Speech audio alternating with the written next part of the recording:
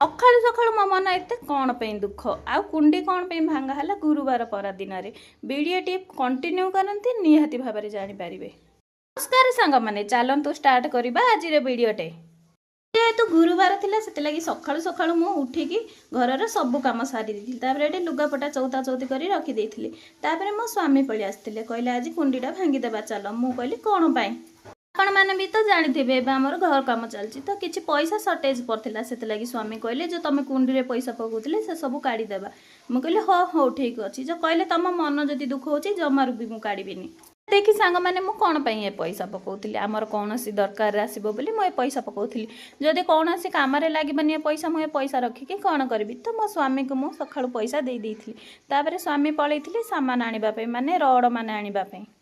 ସକାଳ ଜଳଖିଆ ଖାଇଲା ବେଳେ ପାଖାପାଖି 12ଟା ଅଧେ ହେଲାଣି। ଆଜି ସକାଳ ଜଳଖିଆରେ ମୁଁ ବନେଇଥିଲି ଚକୁଳି, ତା ସହିତ ଆଳୁ ଚଣାର ଗୋଟେ ତରକାରୀ।